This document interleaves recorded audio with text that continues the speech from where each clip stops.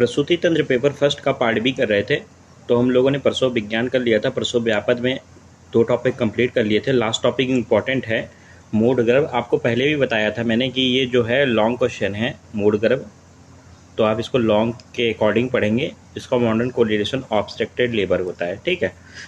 तो जिस यूनिवर्सिटी में 10 का आता है वहाँ 10 आएगा, 15 का आता है 15 आएगा, 20 का आता है 20 आएगा, बट आता है और बहुत ही इंपॉर्टेंट है। तो इसमें क्या हम लोग देखेंगे, परिभाषा देखेंगे, निदान देखेंगे, लक्षण देखेंगे, भेद और गतियाँ देखेंगे, संप्राप्ति देखेंगे और इसका चिकित्सा देखेंगे। तो देखिए जो मूड होता है, मूड मुँह धातु से बना होता है और इसका अर्थ क्या होता है, संज्ञा विहीन, मूर्छित या विपथ्यगामी एवं दिशा विहीन। मूड का शाब्दिक अर्थ क्या होता है, तो मूड का शाब्दिक अर्थ होता है आलसी। और इसका जो श्लोक है आपको याद करना है, वो श्लोक को आप याद कर लेंगे तो इजली आप इसको लिख पाएंगे। तो श्लोक अगर आपको नहीं भी याद होता है तो कोई दिक्कत की बात नहीं है। देखिए श्लोक मैं एक बार पढ़ ले रहा हूँ आपके लिए कि देखिए, सर्व अवयव संपूर्णे मनोबुद्धि आदि संयुक्ता विगुण अपान सम्मूढ़ो मूढ़ गर्भ अभिधीयते या इत्भिधीयते, ठीक है। तो यह श्लोक याद कर लें या इसकी हिंदी देख लीजिए। अंग प्रत्यंग पूर्ण विकसित हो चुके हों, क्या हो, सर्व अवयव संपूर्ण, अंग प्रत्यंग सभी विकसित हो चुके हों, मन बुद्धि आज संयुक्ता, मतलब मन बुद्धि आज से वो युक्त हो, ठीक है। विगुण अपान सम्मूढ़ हो, मतलब ऐसा गर्भ जो विगुण अपान वायु के कारण क्या होता है, मूढ़ हो जाता है। मूढ़ मतलब अवरुद्ध हो जाता है, तो उसे मूढ़ गर्भ इत्भिधीयते या अभिधीयते, तो उसे मूढ़ गर्भ कहते हैं। तो आपको इस प्रकार से परिभाषा हिंदी में या श्लोका फॉर्म में याद कर लेनी है। अब देखिए निदान, तो निदान इसके हम लोग 2 प्रकार से देखेंगे, एक इसके सामान्य निदान देखेंगे, एक इसके विशिष्ट निदान देखेंगे। तो पहले हम लोग सामान्य निदान इसके देखते हैं, ठीक है। तो देखिए सामान्य निदान में आपको पता है आहारज होता है, विहारज होता है और मानसिक होता है और कुछ अन्य निदान होते हैं। तो देखिए जो आहारज होता है वो आहार की वजह से होगा, जैसे अतिरूक्ष, कटु और तिक्त भोजन, ये सब कैसे हैं, तो ये वात प्रकोपक आहार हैं। तो आप यहाँ ये सब ना लिख के वात प्रकोपक आहार भी लिख देंगे तो भी चलेगा, वात प्रकोपक आहार। अब देखिए विहारज में निदान में जैसे ग्राम्य धर्म में मतलब मैथुन करना, वाहन मतलब सवारी करना, अधोगमन मतलब होता है पैदल चलना, प्रस्खलन मतलब होता है कूदना तोड़ना, प्रपतन मतलब होता है गिर जाना, और विषम शयन मतलब विषम स्थान में विषम रूप से सोना, ये सारे विहारज निदान होते हैं। मानसिक निदान में शोक, क्रोध, ईर्ष्या और भय, और अन्य निदान में जैसे कि वमन, विरेचन और तिरस्कार, ये सारी चीज़ें होती हैं। अब इसके विशिष्ट निदान की बात करें तो विशिष्ट निदान में 3 बातें आपको ये ध्यान रखनी है, वो 3 बातें आप ध्यान रखेंगे। APG, जैसे SPG कमांडो होते हैं, SPG तो S फॉर समझ लो जैसे संसार, तो SPG कमांडो कब बनेगा इंसान, जब संसार को देख लेगा। और ये क्या है, गर्भ के अंदर है तो APG कमांडो हो गया, ठीक है, अभी संसार को नहीं देखा है। तो इस प्रकार से रिलेशन के लिए मैंने बताया ऐसा कुछ होता नहीं है, तो आप इसको याद करके रखें कि विशिष्ट निदान में APG कमांडो होते हैं। तो A से आपका हो जाएगा अपत्य पत्य का बैगुण। अपत्य पत्य मतलब होता है रास्ता, कौन सा रास्ता, वेजाइना, जो वेजाइना मार्ग होता है, ठीक है। अपत्य मतलब होता है वेजाइना। तो एबनॉर्मलिटीज इन पैसेज, ठीक है, या गर्भाशय पेशी के कार्य में विकृति मतलब abnormalities in the function of uterine muscles. P से हो गया आपका पेशी, तो गर्भाशय के कार्य में विकृति। इस प्रकार से देखिए गर्भ विकृति मतलब एबनॉर्मलिटीज इन पैसेंजर, पैसेंजर कौन है, वहाँ फीटस है, गर्भ है। तो अब देखो 3 जो ये हैं APG कमांडो, इन्हीं को एक्सप्लेन करना है। तो देखो गर्भ विकृति, अब देखिए गर्भ विकृति को, गर्भ मतलब आपका फीटस, और फीटस में क्या विकृति होगा, तो उसकी आकृति का विकृति हो जाएगा, मतलब abnormalities in shape and size of an foetus. या उदय या आसन में विकृति हो जाएगी, एबनॉर्मलिटीज उसके पोजीशन और प्रेजेंटेशन में गर्भ के विकृति हो जाएगी। दूसरा देखो गर्भाशय पेशी के कार्य में विकृति, तो 3 विकृतियां आप मेनली ध्यान रखेंगे, शारीरिक, मानसिक और तंत्र के मतलब नाड़ी कार्य में विकृति, तो नर्वस सिस्टम में। तो देखिए शारीरिक मतलब न्यूट्रिशन की वजह से हो जाती है, मानसिक मतलब साइकोलॉजिकल इफेक्ट होता है, और नाड़ी विज्ञान मतलब एबनॉर्मलिटीज होता है नर्वस सिस्टम के फंक्शन में। और कोई अन्य योग भी होते हैं अननोन, जिसे देव योग कहते हैं। अब देखो ए है तो अपत्य में वैगुण, तो अपत्य में वैगुण में आप GSM याद कर लें, GSM, GSM। और देखो GSM सिम जब पहले आती थी तो 2G होती थी, कैसे होती थी 2G, तो 2GSM। तो देखो 2G मतलब 2G से क्या लेंगे, G फॉर गर्भाशय ग्रीवा में विकार और G फॉर गर्भाशय विकार, फिर S फॉर सोड़ी गुहा में विकार, M फॉर मूलाधार पिष्ट काठिन्य। तो इस प्रकार से गर्भाशय वाला एबनॉर्मलिटीज इन uterus, pelvic abnormalities, cervix abnormality और पेरिटोनियम। तो इस प्रकार से इसका याद रखेंगे, ये आपको मैंने बता दिया सामान्य निदान। अब बात करते हैं इसके लक्षण की। तो ये लक्षण वाला श्लोका जो है आपको बिल्कुल नहीं याद करना है, क्योंकि एक ट्रिक आप इसमें याद कर लीजिए, सैम, ठीक है, या शाम।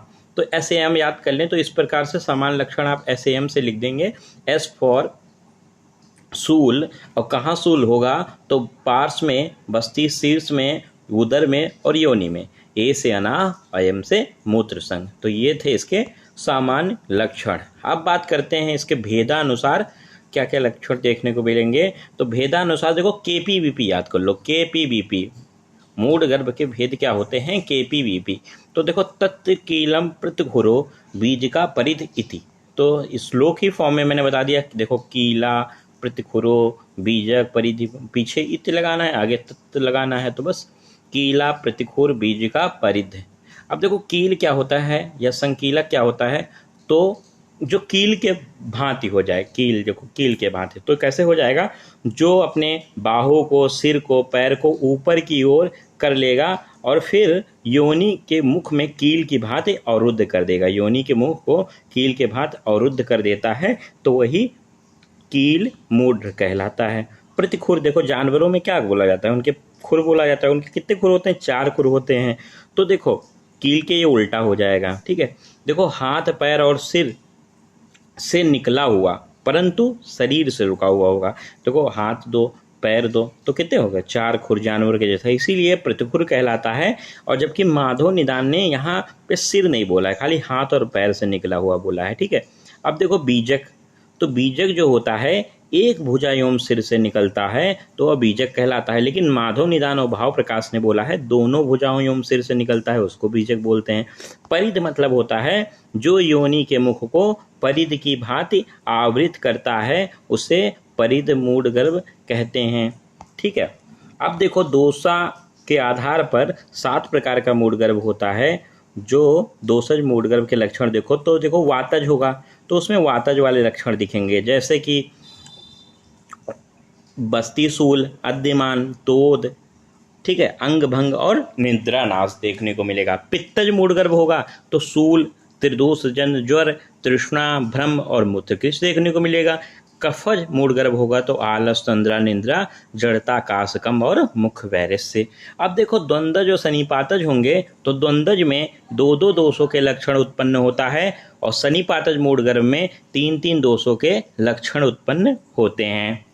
अब गतियां बात की जाएं तो देखिए आपने जो देखा था 4 अभी, वो तो मेनली हैं, लेकिन मूढ़ गर्भ की 8 गतियां होती हैं। और अगर विशेष कर पूछा जाए तो जो KPVP आपने पढ़ा था, ठीक है, कीलादि, वो 4 गतियां मुख्य होती हैं, विशेष होती हैं। देखो 8 गतियों को हम लोग देखेंगे तो सबसे पहले देखिए दोनों शक्तियों एवं पैरों से योनि के मुख को प्राप्त होना, मतलब दोनों पैर, दोनों शक्ति मतलब होता है दोनों पैरों से योनि के मुख को, तो इनकम्प्लीट ब्रीच फुटलिंग प्रेजेंटेशन होगा। लेकिन अगर जब एक शक्ति मुड़ी हुई तथा दूसरी शक्ति से प्रसरित होगा तो उसे इनकम्प्लीट ब्रीच होगा, विच सिंगल फुट प्रेजेंटेशन होगा। शक्तियों को शरीर के ऊपर आभुग्न कर लेता है, मतलब शक्तियों को शरीर के ऊपर मोड़ लेता है और स्पिक परसेस, बटक रीजन से अगर वो लेता है जन, तो उसे कंप्लीट ब्रीच कहते हैं। जबकि उर्रा, पार्श और पृष्ठ आदि अन्य अंगों से अगर होता है तो उसे ट्रांसवर्स लाई बोलते हैं। सिर को पार्श में करके एक बाहु से अगर आता है तो ट्रांसवर्स लाइविस हैंड प्रोलेप्स बोलते हैं। सिर को पास में करके दोनों बाहु से आता है तो flex head with both hand बोलते हैं। मध्य से आभुग्न होकर हाथ, पैर एवं सिर से आता है तो compound presentation with head, foot and shoulder. और एक शक्ति को योनि मुख से तथा दूसरे शक्ति को गुदा द्वार से अगर आता है तो complicated with rupture of low bun segment of uterus with rectal perforation बोलते हैं। तो जो लास्ट की 2 गतियां हैं वो गतियां विस्कम्भ बोला है। अष्टांग हृदय ने उसे क्या बोला है, लास्ट की 2 गतियों को विस्कम्भ बोला है। संप्राप्ति की बात करें तो देखिए संप्राप्ति में सर्वप्रथम आप उपरोक्त कारणों या निदानों का सेवन करेंगे और उससे क्या होगा, तो बंधनों से मुक्त हुआ गर्भ, जब बंधनों से निदान सेवन हुआ तो गर्भ क्या हो जाएगा, बंधनों से मुक्त हो जाएगा। और बंधनों से मुक्त हुआ गर्भाशय का अतिक्रमण करता हुआ कृत प्लीहा और आत्र के अंतरालों से नीचे की ओर जाता हुआ कोष्ठ आमाशय में संक्षोभ उत्पन्न करता है और संक्षोभ के कारण मूढ़ हुई अपान वायु सैम में, देखो नहीं पी सैम में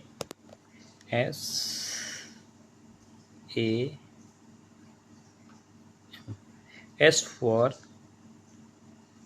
पार्स, बस्ती शीर्ष और उदर में योनि सूल अनाह, ये यहाँ था SAM, एस से हुआ आपका सूल, ए से अनाह, एम से मूत्र संग आदि अनेक व्याधियाँ एवं कष्ट उत्पन्न करता है, जिसे सोडित स्राव के द्वारा तरुण गर्भ गिरा देती है या मार देती है। ठीक है, तो यहाँ पे देखिए ये छूट गया था, मैं ऊपर देख रहा था लाइन में, देखिए सैम जो आपने दिया था वो सैम काम करेगा। यहाँ पे एस फॉर आपका सूल होगा, ए फॉर अना होगा, एम फॉर मूत्र संग होगा, इस प्रकार से। ठीक है,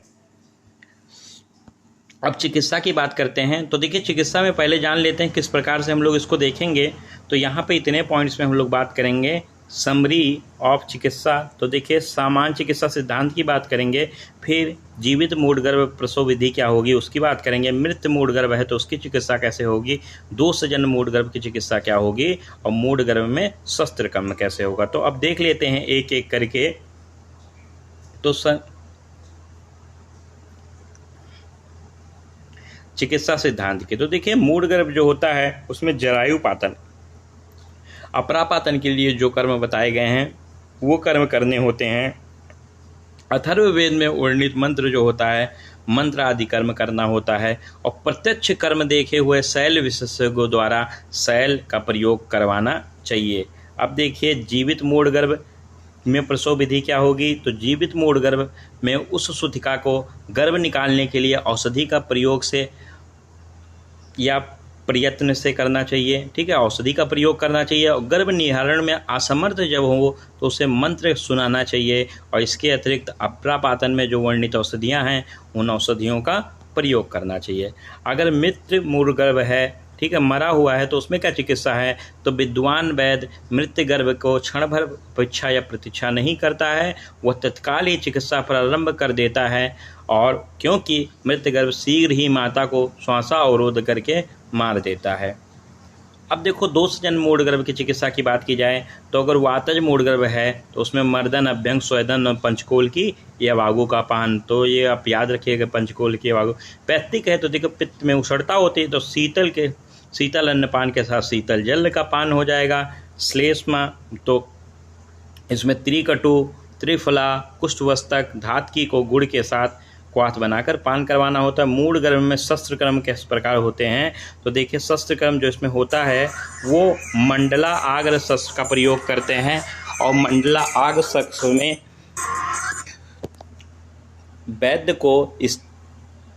वैद्य को स्त्री की यत्नपूर्वक रक्षा करते हुए गर्भ को जो भी अंग सशक्त हो रहा हो, वह मार्ग में आ रहा हो, अवरुद्ध कर रहा हो, उस अंग को छेदन कर भली भांति करना चाहिए, उसका छेदन। और फिर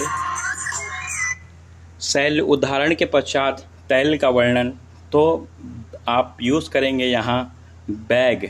ठीक है, कोड बैग से निर्मित तेल, तो बी से बला तेल, ए से अति बला तेल या गुड़ुची आदि से निर्मित तेल, और से शतपाक बला तेल। तो इस प्रकार से हमारा कंप्लीट हो जाता है।